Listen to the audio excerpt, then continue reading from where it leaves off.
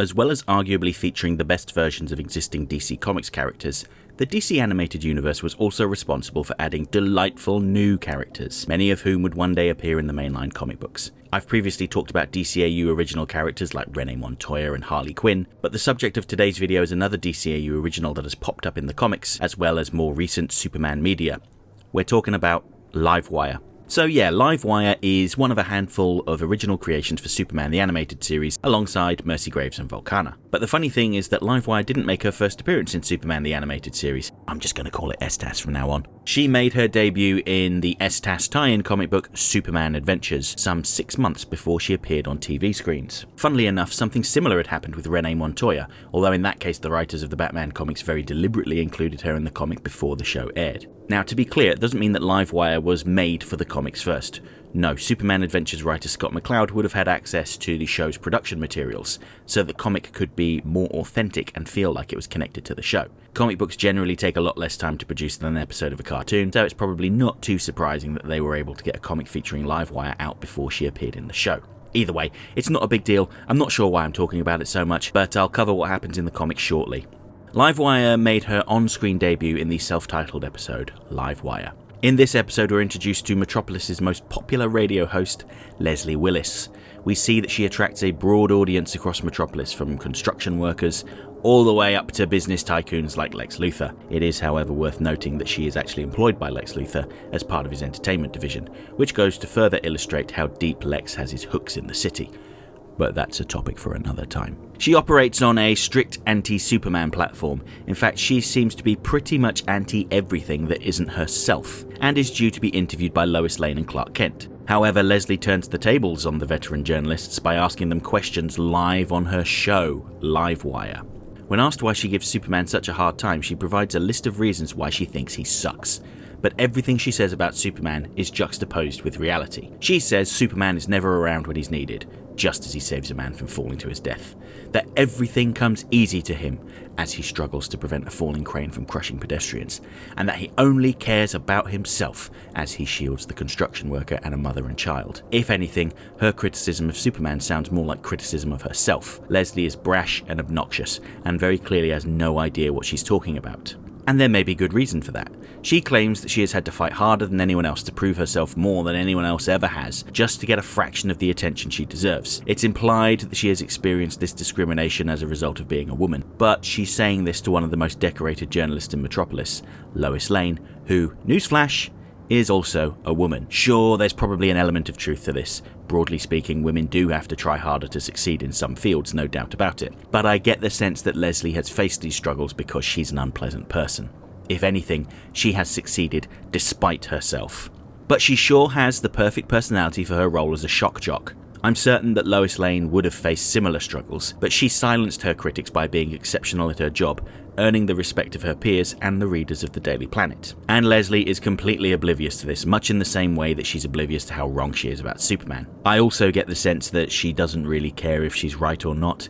She just has to speak with enough conviction and other people will agree with her. Once the show is off the air, Leslie begins preparations for her 3-year anniversary show in the park, and at that exact moment it starts to rain.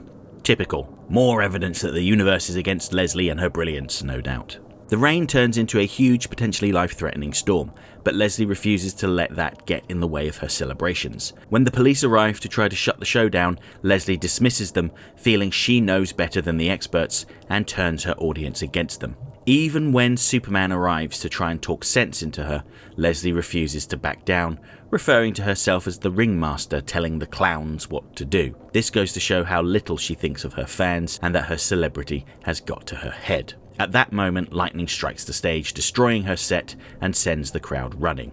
Superman saves Leslie from being struck by the lightning, but in the process is struck himself. Leslie, realizing the danger far too late, was too close to Superman and was also struck by the lightning after it passed through him. Even though he was injured himself, Superman's first thought was for Leslie's safety as he flies her off to the hospital. This is the textbook definition of an act of chance, not some malicious act, but Leslie doesn't see it that way. When Leslie comes to at the hospital, she's outraged at her new form, pale white skin and spiky blue hair. She blames Superman for her condition and vows revenge. Even though the change is honestly not that significant, I have to think that it's not the fact that she thinks the change was bad, but more that it happened without her consent, and that enrages her, reminding her of how powerless she was. More on this later on. She can't get mad at the clouds, but she can get mad at Superman. If he wasn't there, then she probably would have just been hideously injured or maybe even killed by the lightning strike. But the funniest thing is that she clearly loves being Livewire. She's unlike other tragic villains seen in the DC cartoons. She's not like Clayface or Mr. Freeze, who both lamented their transformations. If anything, she relishes having actual power, and this is a recurring theme with Superman villains. When the orderlies come to check on her, she electrocutes them, despite the fact that they were no threat to her. It seemed like an instinctual thing, but even so, she doesn't offer an apology. Instead, she grins and talks about how much she enjoyed doing it. Once she escapes the hospital, the first thing she does is terrorize the ordinary people by heading to the theater district and zaps neon signs. When Superman tries to talk her down, her response is to zap him, sending him flying into a sign advertising her radio show. Not at all subtle, that metaphor, was it? By this point, Leslie has abandoned her civilian identity and declares herself to be a new person, Livewire. And Livewire demands that the people of Metropolis pay homage to her and start paying her obscene amounts of money. She would withhold the city's power until they did so. Livewire shows no regard for the chaos she causes, the near-miss traffic incidents, the planes that almost crash, and leaves Superman to clean up the mess. Superman was able to defeat Livewire because she needed to recharge at the local hydroelectric power plant, and he exposed her to water. Well, sort of. It wasn't really Superman exposing her to the water exactly. Livewire became enraged when he referred to her as Leslie, and she responded by asserting that her name was Livewire and shooting a bolt of energy at him. The bolt struck the dam wall, creating a hole, which doused her in water, causing her to overload, putting her into a coma.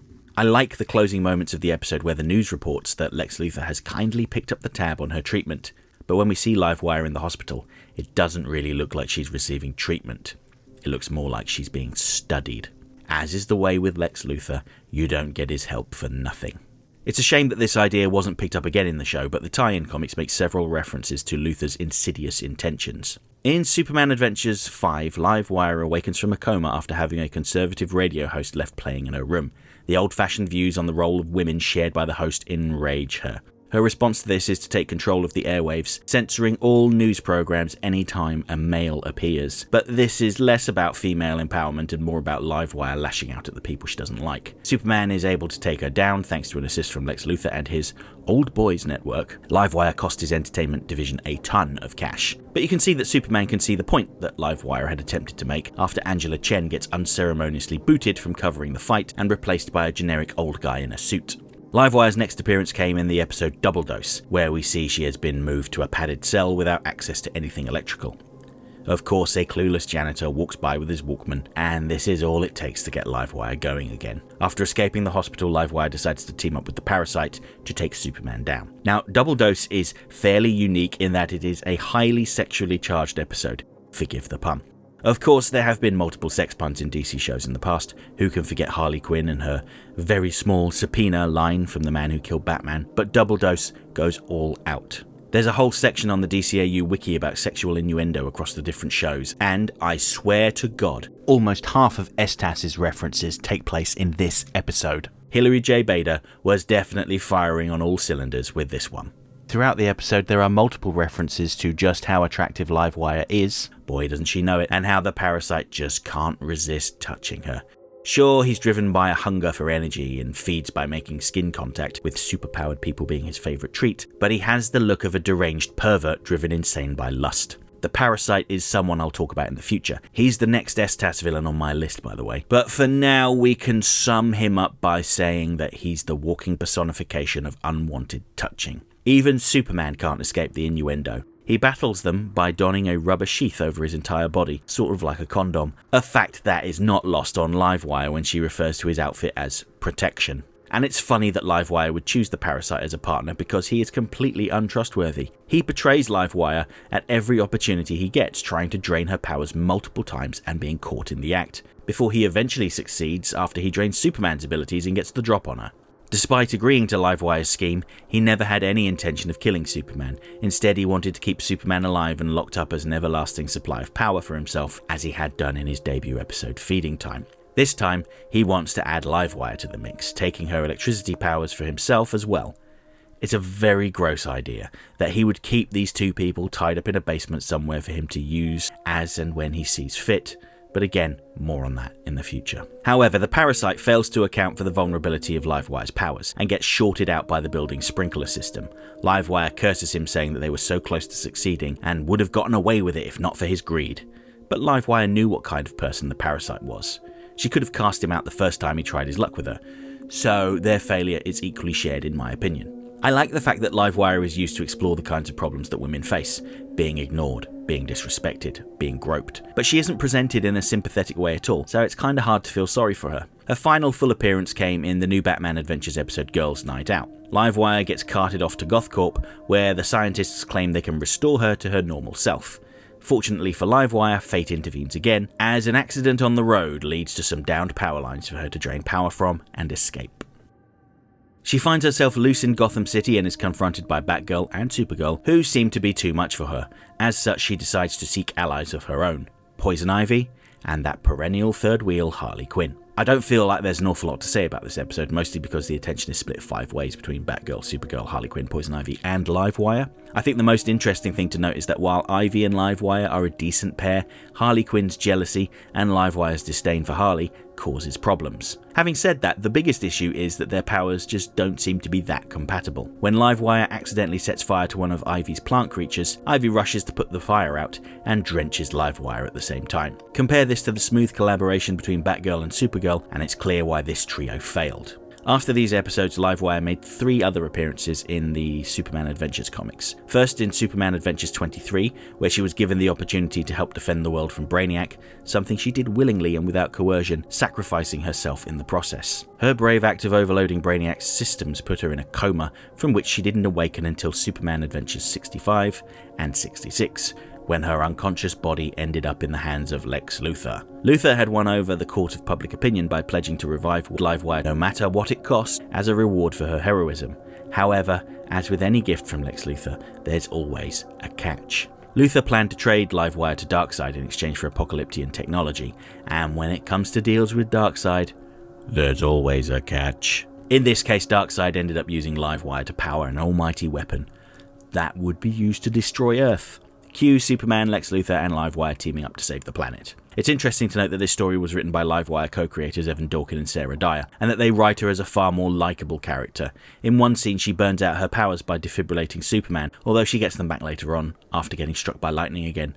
Once again, fate intervenes. It's a shame that this path to redemption was completely abandoned. Livewire would only show up a handful of times after this in Justice League and Justice League Unlimited. In Hereafter, she is part of the Superman Revenge Squad, but she only plays a minor role in that story. The main thing to note is that this is a villainous role. Similarly, she is seen in the background as part of Gorilla Grodd's Secret Society or Legion of Doom, but she doesn't really do anything significant.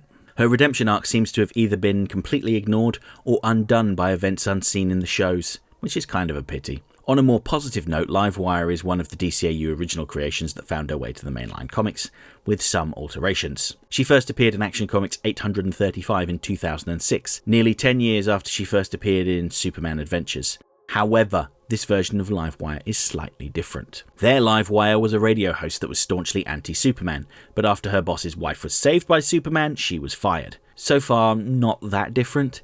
The biggest change, however, was that Leslie was a metahuman and had been hiding it since childhood.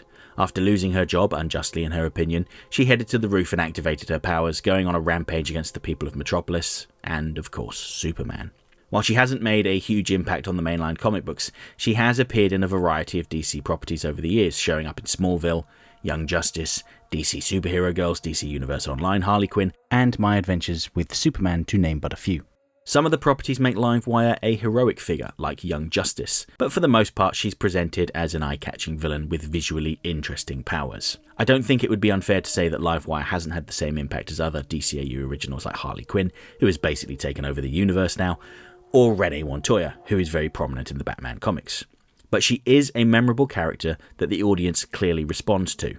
I found some of the ideas around her and the struggles that women face quite interesting, if a little underdeveloped. Some may claim she's a hardline feminist, but I don't agree. Livewire isn't at all interested in the betterment of women. All she cares about is herself. Still, she provides some food for thought on how we treat each other, how to react to life's challenges, and a reminder to never turn your back on the dude with the grabby hands.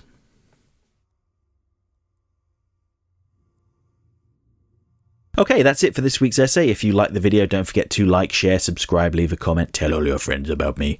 You know how YouTube works. If you really enjoyed the video and have the means, please consider making use of the thanks button to send a buck or two my way, because every little helps. I offer channel memberships for $1.99 a month. This will get you early access to my weekly video essay, priority responses to your comments, members-only videos, custom emojis, and an icon on your profile indicating that you're one of my people. And special thanks to my current channel members, who are all listed on the screen right now. Next time I'll be jumping back into the streets of Neo-Gotham to look at the final villain from my Batman Beyond villain poll from a few months back. We're going to talk about the Stalker, and how his origins, while gruesome in the show, could have been a whole lot nastier. Hope to see you then.